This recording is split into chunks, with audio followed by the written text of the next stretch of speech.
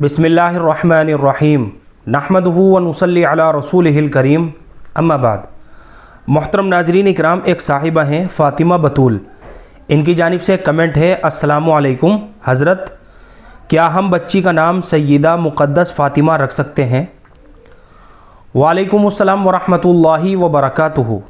देखिए, सय्यद जो लफ्ज़ है हमारे उर्फ़ में ये हज़रत फ़ातिमा रज़ी अल्लाह ताला अन्हा की औलाद के साथ ख़ास है, इसलिए अगर आपका ताल्लुक़ सादात घराने से नहीं है तो इस लफ्ज़ का इस्तेमाल करना आपके लिए बिल्कुल भी दुरुस्त नहीं है।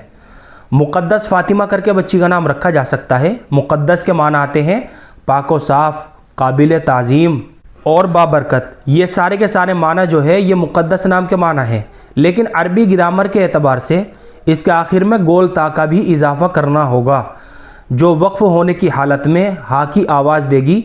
उर्दू में जब हम पढ़ेंगे तो ये हा की आवाज़ देगी, यानी मुक़द्दसा। और अगर मुक़द्दस करके ही रखना चाहते हैं तो मुक़द्दस करके भी बच्ची का नाम रखा जा सकता है और मुक़द्दसा करके भी बच्ची का नाम रखा जा सकता है। तो ये तो मैंने आपको बता दी मुक़द्दस नाम की डिटेल।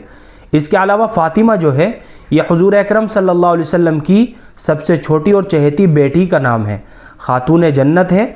इसके अलावा अरबी ज़ुबान में फ़ातिमा उस औरत को कहते हैं जिससे उसके बच्चे का दूध छुड़ा दिया जाए, लेकिन इस नाम के लिए सिर्फ इतनी निस्बत और बरकत काफ़ी है क्योंकि ये हुज़ूर अकरम सल्लल्लाहु अलैहि वसल्लम की साहबजादी का नाम है। तो मुक़द्दस फ़ातिमा करके बच्ची का नाम रखा जा सकता है और मुक़द्दसा फ़ातिमा करके भी बच्ची का नाम रखा जा सकता है।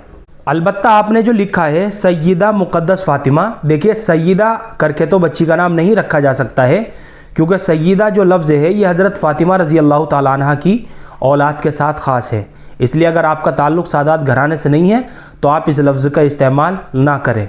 मुक़द्दस फ़ातिमा करके बच्ची का नाम रख सकते हैं और मुक़द्दसा फ़ातिमा करके भी बच्ची का नाम रखा जा सकता है। उम्मीद करता हूँ कि आपको अच्छी तरह समझ में आ गया होगा। अल्लाह हम सबको सुन्नत व शरीयत पर पाबंद फ़रमाए। फ़क़त वल्लाहु आलम।